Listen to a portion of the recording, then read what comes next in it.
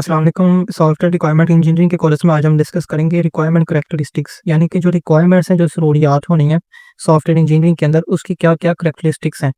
इसमें हमारे पास फर्स्ट आ जाता है कंसिस्टेंसी। यानी कंसिस्टेंसी का मतलब है कि सब रिक्वायरमेंट्स आपस में कंट्राडिक्ट हों, यानी तकरारी ना हो। ठीक है? ये इसका मतलब होता है, मतलब कि इसमें कोई ना कोई एक-दूसरे के साथ कोई कॉन्फ्लिक्ट ना पैदा हो, कोई तज़ाद ना पैदा हो।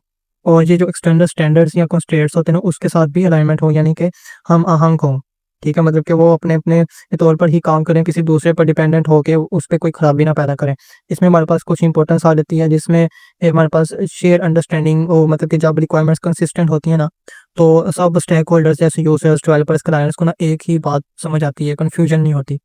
क्लैरिटी और एक कोहेरेंस होती है, यानी डॉक्यूमेंटेशन जो है वो क्लियर होती है और डिसीजन मेकिंग भी ईज़ी होती है। फिर रिलायबल सिस्टम होता है, जब रिक्वायरमेंट्स कंसिस्टेंट होती है ना, तो सिस्टम का डिज़ाइन और जो उसकी इम्प्लीमेंटेशन होती है ना, वो ज़्यादा काबिल-ए-एतमाद होती है। कंसिस्टेंसी कैसे इंश्योर करें? इसका है ना एक तरह का एक सवाल बन सकता है। इसमें हमारे पास आता है कि रिक्वायरमेंट्स को रिव्यूज़ करना, हर कुछ अरसे बाद ना प्रोजेक्ट टीम और जो स्टेक होल्डर होते हैं ना, वो मिलकर रिक्वायरमेंट्स का रिव्यू करते हैं कि जो आपकी रिक्वायरमेंट्स थी, वो उसको एक तरह का रिव्यू करेंगे कि आपकी ये रिक्वायरमेंट्स के अकॉर्डिंग ये प्रोडक्ट जो है वो डिप्लॉय हुआ है। ये सही से काम कर रहा है कि नहीं, इसमें कोई चेंजिंग तो नहीं करने वाली। फिर क्रॉस रेफरेंसिंग आ जाती है, जैसे हमारे पास रिक्वायरमेंट्स को आपस में लिंक करना, ताकि उनमें जो रिलेशनशिप है वो क्लियर हो। फिर कंपेनियंस इसमें चेक्स आ जाते हैं कि चेक करें कि रिक्वायरमेंट्स किसी रेगुलेशन या इंडस्ट्री स्टैंडर्ड के अगेंस्ट तो नहीं है। फॉर एग्जांपल हमारे पास आ जाती है एक ई-कॉमर्स साइट है, तो उसका जो रिक्वायरमेंट ये है कि ट्रांज़ैक्शन रिस्पॉन्स जो है ना, वो 2 सेकंड से ज़्यादा नहीं होना चाहिए। तो डेटाबेस क्वेरीज़ और जो उसके सर्वर की लेटेंसी होती है ना, जो काम करने का जो टाइम है, उसमें सिर्फ़ इसी 2 सेकंड की लिमिट में ही होना चाहिए, वरना कंसिस्टेंसी क्रिएट हो जाएँगी। तो इसमें नेक्स्ट हमारे पास आ जाता है कंप्लीटलीनेस। कंप्लीटलीनेस का मतलब कि हमारे पास जो ए ए सारी जो ज़रूरी फंक्शनैलिटीज़ और जो सिस्टम का बिहेवियर्स है ना, उनकी रिक्वायरमेंट्स को कवर करना होता है। इम्पोर्टेंस इसमें है कि जो नो मिसिंग फीचर्स आ जाता है, जैसे कि जब रिक्वायरमेंट्स कंप्लीट होती है ना, तो कोई जो इम्पोर्टेंट चीज़ छूटनी नहीं चाहिए, ये आ जाता है। और प्रोडक्ट जो यूज़र है ना, उसकी एक्सपेक्टेशंस के साथ मेट करनी चाहिए। फिर स्ट्रॉन्ग बेस फॉर डेवलपमेंट आ जाता है, जैसे कंप्लीट रिक्वायरमेंट से डिज़ाइन, डेवलपमेंट, टेस्टिंग, सब फेसेस जो है ना, वो आसान और इफेक्टिव हो जाते हैं। फिर लेस रीवर्क और कॉस्ट होती है। अगर सब कुछ पहले से ही डॉक्यूमेंट में हो, तो प्रोजेक्ट के जो बीच में कोई जो दोबारा चेंजेस करने की ज़रूरत नहीं पड़ती। फिर उसी फ्लो के साथ अपने डॉक्यूमेंटेशन को देखते हुए अपने प्रोजेक्ट को बनाते हैं, और इससे फिर टाइम और जो पैसे हैं ना, वो दोनों बचते हैं।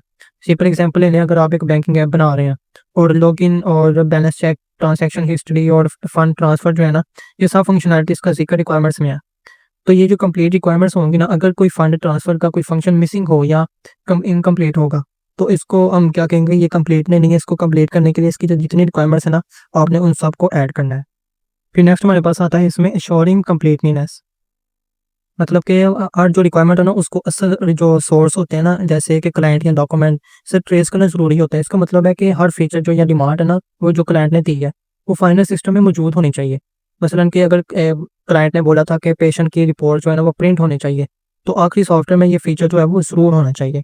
ठीक है? ये इसमें लाज़मी ऐड करना चाहिए, जो अपनी रिक्वायरमेंट्स है ना उसकी, यूज़र की, तो इसमें वो ऐड करना लाज़मी है। फिर इसमें हमारे पास कुछ समझ लें यूज़ केसेस होते हैं, जैसे ये टेक्निक सिस्टम के जो यूज़र की जो पॉसिबल सिनेरियोज़ होती हैं ना, और उनके जो एक्शंस होती हैं, उनको आइडेंटिफाई करती है। ये श्योर करता है कि हर तरह का जो यूज़र बिहेवियर है ना सिस्टम का, वो उसमें इंक्लूड होना चाहिए। मिसाल के तौर पर अगर डॉक्टर है, पेशेंट है और कोई रिसेप्शनिस्ट है सिस्टम का, तो वो उस सिस्टम के अंदर ऐड होने चाहिए, ताकि उन तीनों की जो अलग-अलग यूज़ केसेस है ना, वो डॉक्यूमेंटेशन के अंदर हों और उसको वो ऐसा एक किसी फंक्शन के तौर पर ऐड कर सकें। फिर इसमें आ जाता है हमारे पास अनएम्बेगिटी आ जाता है इसके अंदर। फिर इसका मतलब है कि साफ-साफ लिखा हो, रिक्वायरमेंट्स को इस तरह लिखना कि किसी भी चीज़ पर शक या गलतफ़हमी ना हो, या उसकी ना कोई गुंजाइश हो। ठीक है? इसमें हमारे पास इम्पोर्टेंस में आ जाता है कि अगर रिक्वायरमेंट्स अनक्लियर होंगी, तो जो डेवलपर है ना, वो गलत फीचर्स डेवलप कर सकता है। ठीक है? जिसकी ज़रूरत ही नहीं है, ना उसकी रिक्वायरमेंट्स में ऐड है। फिर क्लियर रिक्वायरमेंट्स डेवलपमेंट प्रोसेस को फास्ट और एरर फ्री बनाती हैं, और सब जो स्टेक होल्डर्स होते हैं, उनका जो विज़न होता है, वो मैच करता है। फिर इसमें नेक्स्ट हमारे पास आता है रिक्वायरमेंट्स को रिव्यू करना, कि यानी क्लाइंट्स और जो डोमेन डोमेन एक्सपर्ट्स होते हैं ना, उनकी जो रिक्वायरमेंट्स का जो फीडबैक होता है, वो लेना चाहिए, ताकि जो इनक्लियर पॉइंट्स हैं ना, वो क्लियर हो सके। मिसाल के तौर पर अगर कोई रिक्वायरमेंट है ना, उसमें लिखा है कि सिस्टम फास्ट हो, तो ये एम्बिगियस है। ठीक है? ये साफ-साफ है। क्लाइंट से पूछो कि फास्ट का मतलब क्या है? 1 सेकंड में पेज ओपन हो, या उससे जल्दी हो, या उसमें थोड़ा और आप लेट करना चाहो, तो वो भी काम चल सकता है, ये आ जाता है। फिर इसमें हमारे पास आ जाती है प्लेन लैंग्वेज यूसेज। ठीक है, मतलब कि रिक्वायरमेंट्स को सिंपल और आसान ज़ुबान में लिखना चाहिए। टेक्निकल जो जो होते हैं ना गर्जों या जो एब्रिविएशंस होती हैं अवॉइड करना चाहिए ताकि उनकी ज़रूरत ना हो। मसलन कि लैंग्वेजेस के अंदर आपने इस तरह की समझ लो वेरिएबल्स क्रिएट कर दी हैं कि जिनकी आपको बाद में समझ ना आए कि ये किस टाइप का वेरिएबल है और ये इसका क्या नाम दिया होगा। तो ये इस लैंग्वेज से बचना चाहिए ताकि इनकी भी कोई बाद में कोई गैर ज़रूरी जो मालूमात है वो इकट्ठी ना करनी पड़े समझने के लिए। फिर रिक्वायरमेंट्स प्रायोरिटाइजेशन होती है कि सबसे पहले उन रिक्वायरमेंट्स को क्लियर करो जो इम्पोर्टेंट है और एम्बिगियस है। और जो इम्पोर्टेंट और अनक्लियर चीज़ें होती हैं ना प्रोजेक्ट के रिस्क को जो बढ़ा सकती हैं उसको अवॉइड करना होता है। मिसाल के तौर पर a system should be user friendly, ठीक है। इंस्टेड ऑफ ये कि system should have intuitive navigation होनी चाहिए, क्लियर लेबलिंग होनी चाहिए, फिर consistency layout, minimal user input, ये सारी चीज़ें जो है ये ऐड होनी चाहिए, बजाय कि सिर्फ ये कहना कि जो सिस्टम है वो हमारे पास सिर्फ यूज़र फ्रेंडली होना चाहिए। हर एक सिस्टम की अलग यूज़र फ्रेंडलीनेस हो सकती है, तो इसलिए ये कहना काफ़ी नहीं है। फिर इससे हमारे पास नेक्स्ट आ जाता है वेरीफाइएबिलिटी, मतलब कि चेक करने के लायक क्या है, टेस्ट करना ज़रूरी है कि नहीं ज़रूरी है, इसमें आ जाता है। रिक्वायरमेंट्स ऐसी होनी चाहिए कि जो ऑब्जेक्टिवली टेस्ट हो सके, मतलब कि आप क्लियर कर सको कि रिक्वायरमेंट्स का इम्प्लीमेंटेशन हुई है या नहीं हुई। इंपॉर्टेंस हमारे पास है कि जैसे जो टेस्टिंग टीम को पता चलता है कि क्या टेस्ट करना चाहिए, क्लाइंट को यकीन होता है कि सिस्टम उनकी न्यूज़ पूरी करता है कि नहीं करता, एक्सेप्टेंस क्राइटेरिया क्लियर होती है और इससे जो टेस्टिंग है ना वो ईजी होती है। फिर नेक्स्ट हमारे पास आ जाता है, इसमें आ जाता है हमारे पास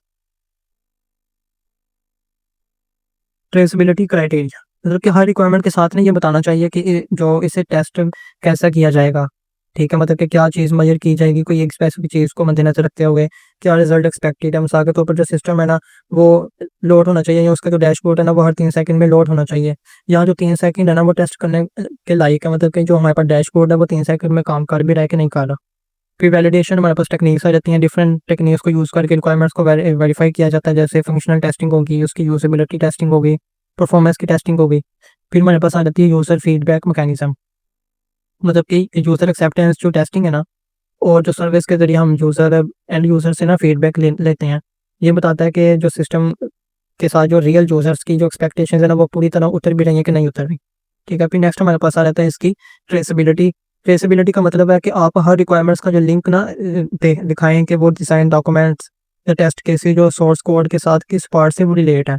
यानी कि हर जो रिक्वायरमेंट का एक रास्ता है या निशान होता है ना वो जिससे जो क्या कहते हैं फॉलो कर सकता है ना वो करे, ठीक है। वो एक दूसरे के साथ उसकी जो हमारे पास इंटरेक्शन या रिलायबिलिटी या उसके रिलेटेड चीज़ें होती है ना वो देखते हैं। इसकी इंपॉर्टेंस में हम देखें तो हमारे पास आ जाता है चेंज मैनेजमेंट, ठीक है। चेंज मैनेजमेंट जब कोई रिक्वायरमेंट चेंज होती है ना तो उन्हें ट्रेसेबिलिटी से ये जो मालूम होता है कि इस चेंज का जो असर है ना वो किस किस जगह पर होगा, जैसे कोड और जो टेस्ट केस है या डिज़ाइन है वो किस तरह का होगा, ये चेंज को ना कंट्रोल करने में मदद देता है।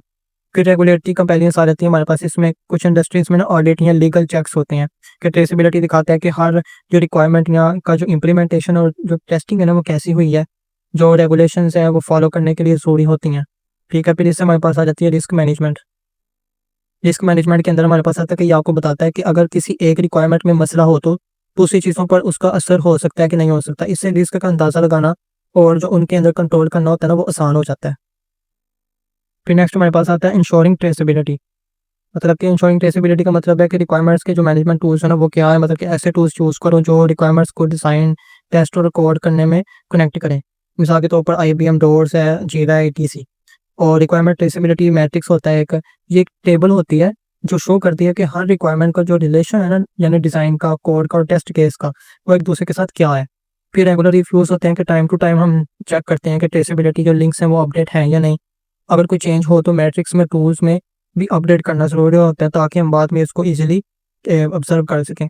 फिर मॉडिफाइबिलिटी होती है हमारे पास कि आसानी से हम तब्दीली की जो सलाहियत होती है ना उसको हम यूज़ करते हैं। मॉडिफाइबिलिटी का मतलब होता है कि रिक्वायरमेंट्स को आसानी से चेंज या अपडेट किया जा सके जब स्टेक होल्डर्स की नीड्स या टेक्नोलॉजी या बिजनेस गोल्स जो उन्होंने बदले हों। फिर इसकी इंपॉर्टेंस में हमारे पास आ जाती है अडॉप्टेबिलिटी, यानी कि जो सिस्टम जल्दी से नए बिजनेस गोल्स या टेक्नोलॉजी के साथ ना एडजस्ट हो सकता है और अगर रिक्वायरमेंट्स है ना वो ईजिली मॉडिफाई होती हैं। फिर नेक्स्ट हमारे पास है इसमें कॉस्ट इफेक्टिव, यानी कॉस्ट इफेक्टिव का मतलब कि जो रिक्वायरमेंट्स आसानी से चेंज हो सकती हैं ना तो नई रिक्वायरमेंट्स लिखने या पुरानी को मॉडिफाई करना में जो एफर्ट लगती है ना और जो पैसा लगता है वो फिर ज़्यादा लगता है, क्योंकि बार बार रिक्वायरमेंट्स को चेंज करेंगे तो फिर जो टीम होगी वो भी कहेगी कि इसकी कॉस्ट भी ज़्यादा है क्योंकि हमारा इसमें टाइम लग रहा है। फिर नेक्स्ट हमारे पास आता है इसमें फ्यूचर प्रूफिंग। ठीक है, फ्यूचर प्रूफिंग का मतलब है कि जो मॉडिफाइबिलिटी है ना, वो फ्यूचर में नए फीचर्स या अपडेट्स को आसानी से ऐड करने में मदद करती है। ठीक है, फिर इसमें हमारे पास आता है एश्योरिंग मॉडिफाइबिलिटी। मतलब कि हमने मॉडिफाइबिलिटी कैसे मेंटेन करनी है। इसमें मॉड्यूलर का डिज़ाइन आ जाता है, जैसे सिस्टम को ऐसे डिज़ाइन करो कि हर कंपोनेंट में आप अपने आप में काम करे। वो हर मॉड्यूलर जो है वो प्रॉपर्ली अपने आप में काम करे, एक अलग हो, इंडिपेंडेंट हो। एक पार्ट चेंज करने से दूसरे पर कोई इफेक्ट ना पड़े। फिर रिक्वायरमेंट्स हमारे पास इसमें आ जाती है, फैक्टरिंग आ जाती है, जिसका मतलब है कि बार-बार जो रिव्यूज़ करना कि जो रिक्वायरमेंट्स पुरानी है, डुप्लीकेट है ना, उन्हें हम हटाओ और इम्प्रूव करो कि ताकि सिस्टम जो है वो फ्लेक्सिबल हो। ठीक है, एक ही चीज़ बार-बार ऐड ना हो। और ये नेक्स्ट हमारे पास इसमें आता है फ्लेक्सिबिलिटी, यानी कि रिक्वायरमेंट्स को ऐसे लिखो कि जो कॉन्फ़िगरेशन है उसकी कस्टमाइज़ेशन है ना वो अलाउ करे, और ऐसे पैरामीटर्स डालो जो बदले या बदले जा सकें विदाउट या बगैर किसी कोड का चेंज किए। ठीक है, इसमें मतलब कि दोबारा से किसी एक मॉड्यूल का कोड ना लिखना पड़े, हम उसी में ईज़िली ऐसी चेंजिंग करें कि हमारी जो रिक्वायरमेंट्स है ना वो पूरी हो। तो ये सारी बातें हमारे पास आ जाती हैं रिक्वायरमेंट्स की कैरेक्टरिस्टिक्स में। तो इससे नेक्स्ट हम डिस्कस करेंगे एनालाइजिंग क्वालिटी रिक्वायरमेंट्स को। Thank you.